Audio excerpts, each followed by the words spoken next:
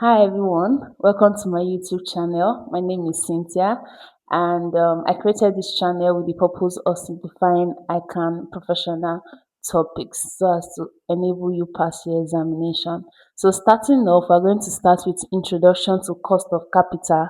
So first, we all know that cost of capital is a very important topic as far as SFN is concerned. Yes, so you have to try your best to understand it as much as you can, because literally all the topics you are going to come across in SFM, you need cost of capital to do one or two. So you have to try your best to understand it. So yes, so we're talking of cost of capital.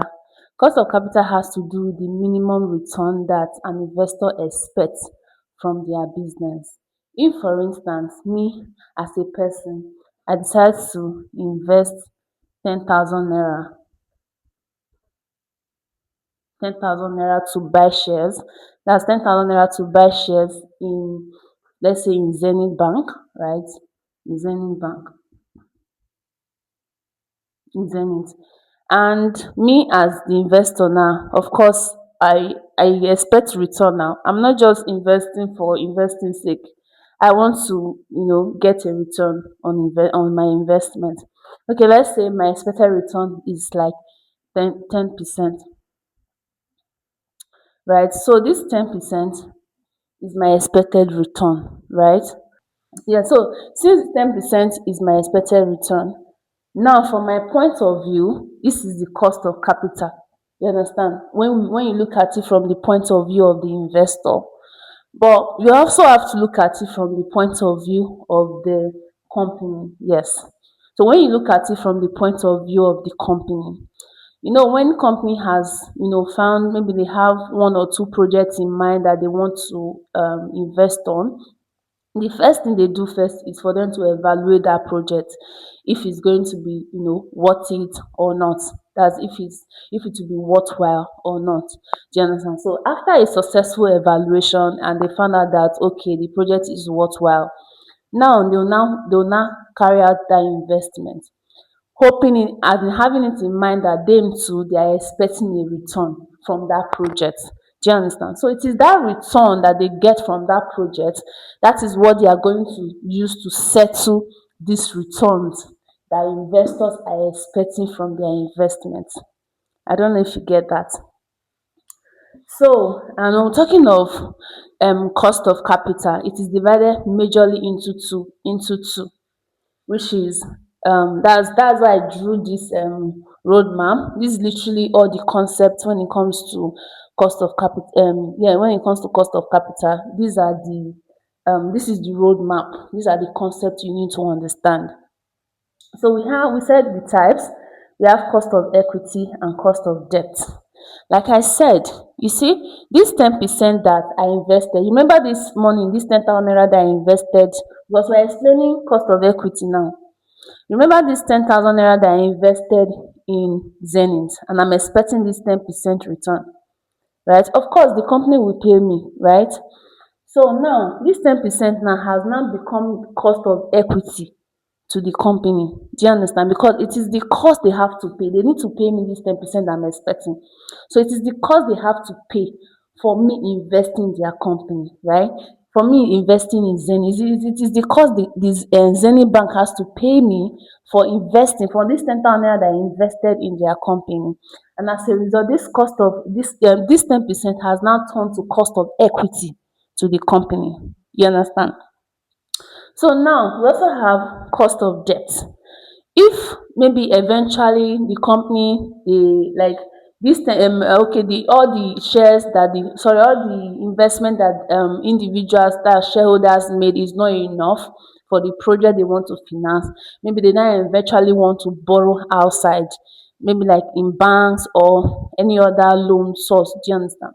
They can decide to borrow, right? For instance, let's say okay, they want to borrow 1 million naira from Zenith, from let's say from banks, yes, 1 million naira from bank, and that bank is telling them that okay, oh, for this 1 million naira, at the end of the year, we expect you to pay 12%. We expect you to pay 12%, which means that At the end of the year, they are expected to pay this principal amount as well as this interest amount, which will now sums up to be 1,120,000 naira. So you see this 12% that we're talking about is the cost of debt, because for every debt you have to pay something for it. Do you understand? They're not just going to give you for free. They're not going to give you the loan for free. You must pay interest. Another example is the fact that, okay, if I decide to borrow 20,000 naira from my friend, right, and my friend says, okay, oh, if you are borrowing 20,000 naira from me, maybe like you are going to repay me in a month's time, I'm going to charge 2%. You see, that 2% is the cost of debt, which means it's the cost I'll have to incur for borrowing. So that's what this 2% is talking about. You understand? So the people that gave out this loan, right? The people that gave out this debt, that's the bank, they are called debt holders. Yes, the people that give loan to companies. You understand? In this, for this cost of, when we're talking of cost of capital, when we are on the cost of capital point of view, so the people that gave out this loan now, they are known as debt holders, while the investors are known as equity holders. So that one now brings us to the differences between cost of equity and cost of debt holders and equity holders. Now, who are equity holders? Equity holders are the shareholders, right? And these people, the major difference is the fact that these people tends to, they are the risk taker. Do you understand? Their appetite for risk is so high that they believe that the higher the risk, the higher the returns. Do you understand? Whereas the debt holders, they are not risk taker. You understand? Their fixed percentage is a particular percent. They no dey do pass their self. You understand? So that's another point. Another point, number two, is that when it comes to debt holder has a fixed percentage.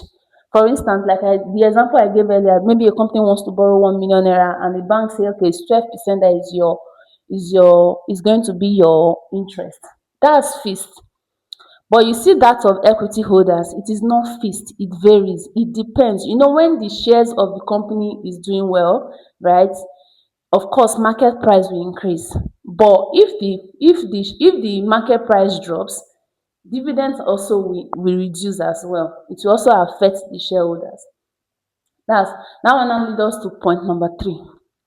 Number three is that whether the company likes it or not, for debt holders, the company must pay the debt holders their money, irrespective of what happens. Do you understand? But as for the equity holders, they can lose their money because dividend is not even sure for them. They are not even sure if they are going to get dividend or not. The another one is the fact that in terms, if in the case of liquidation, that's number four. In the case of liquidation, maybe a company is undergoing financial distress, and all of that. In the case of liquidation, right, the equity holders, when it comes to payment hierarchy, yeah, that one will lead us to reconstruction when we are doing reconstruction later. So in terms of hierarchy, payment hierarchy, it is the debt holders they are going to pay first. You understand? Why equity holders might get little or nothing at the end of the day, because they are almost at the last. They are the last when it comes to equity holders, because of course they believe that they are part of the company now. You understand? They are part of it, so we'll suffer it together and all of that. So that's the major differences. Now, for us to another one in our map is that method. Now we now want to talk about cost. We are still talking about cost of capital, cost of equity. Now, the method of evaluating this cost of equity, we can either use the dividend valuation model or we use the CAPM. CAPM means capital asset pricing model. So I'm not really going to explain it in this video because it's like I'm going to do it like I'm going to create its own video, you understand, as well as the computation and all of that. So now we are going to then dividend valuation model. So when talking of dividend valuation model, this is when you use, for the fact that, okay, it as if the company pays dividends. So we are going to use the dividend. This assumes that, okay, the company, we assume that the company is going to pay dividends You understand? For company that pays dividend. So now, this dividend valuation model, now we have a situation where dividend is growing. You understand? And we have a situation whereby dividend is constant. When dividend is constant, they say, okay, oh, dividend is at so so so rate all through the years.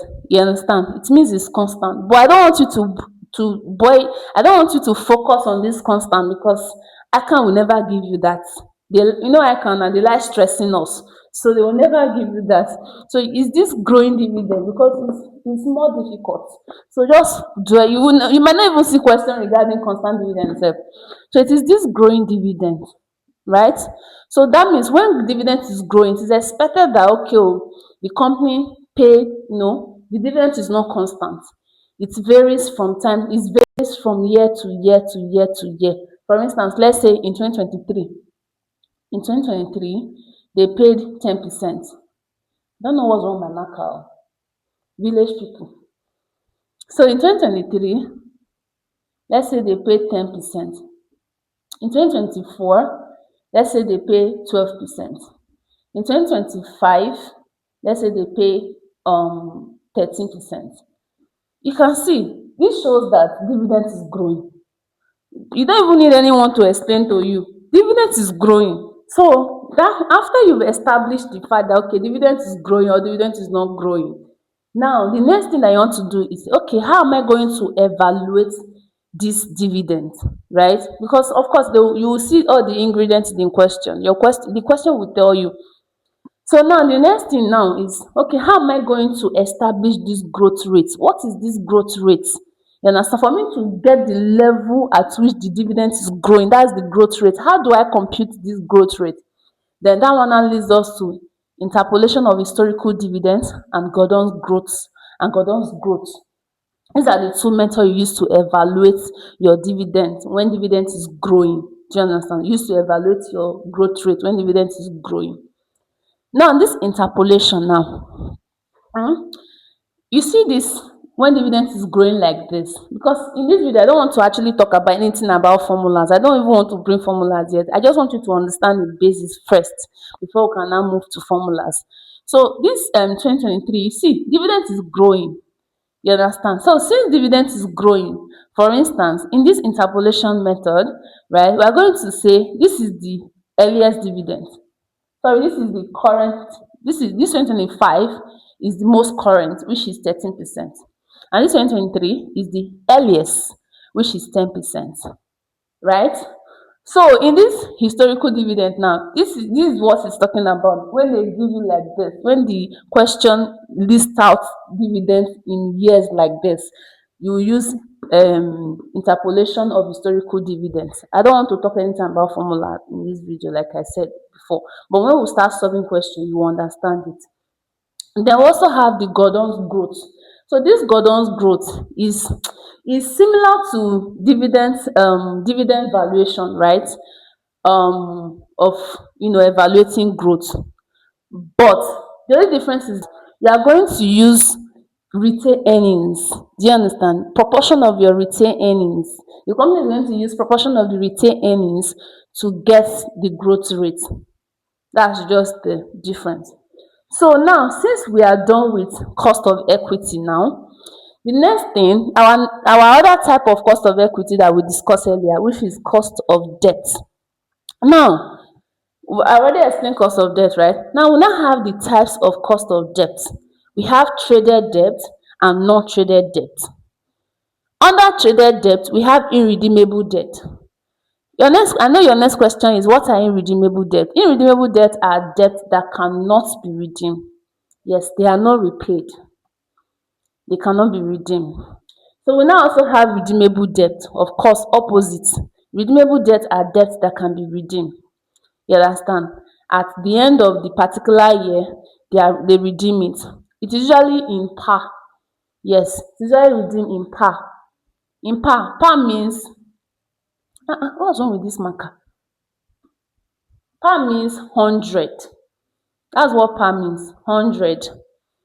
So if in a question you are not giving 100, maybe they just say, okay, it's redeem at par, automatically you know that it's 100. Yes. But other time they might not even say anything. Yes, they might not say anything. If they not say anything, it's either you use 100 or you use 1,000. Yes, you can either use 100 or 1,000. But in most case scenario, just use 100 jejeje and move on. They also have convertible debt. Convertible debt is a debt instrument that give the debt holder the right to actually convert their debt, but not an obligation. Yes, they can decide to if they want to, but it's not by force, right? So now when we are doing cost of debt, and maybe a question gave us convertible and redeemable. So after our computation, it is the one that is the highest of it between this redeemable and convertible. That's what we are going to use to evaluate our cost of debt. Yes. So we also have preference shares. Preference share is another type, but if yes, it's another type. And when we're talking of preference shares, these are, they are still shareholders, but of which their shares have preference. So, and they also they are paid first before ordinary shareholders. You understand? So we also have debentures stroke no notes. No. Then we now move to non-traded debt. We also under non-traded debt we have bank no. Yes, bank, that's loan now, bank loan from the bank and all of that. So when you put all these things together, these are the sources of cost of capital. These are the sources. Yes, a company can either choose to finance its project from equity, that's what the shareholders have already invested, or they can decide to source for loan outside, right? Yes, the client to source for low outside. So after computing all the various sources of cost of capital, all the various sources of finance, then you put them together, then you divide it by the total market value. That's what is going to give you your WACC. I don't know if you guys understand. Yes. So that's what is going to give you your WACC. So yes, in my next video, I'm going to break this down. I'm going to create like about five. I intend to create like maybe like five. Okay, after this one now, my next video is going to be on CAPM, because I don't want to rush it again, because this cost of capital is very technical and very important. So my next video is going to be cost CAPM. After CAPM, we'll solve the calculation, explain it, the calculation, blah blah blah. We'll move to dividend valuation, both the interpolation and Gordon's growth, right? So after which we now move to cost of debt. Then before we now solve a full standard icon question. I think that's okay.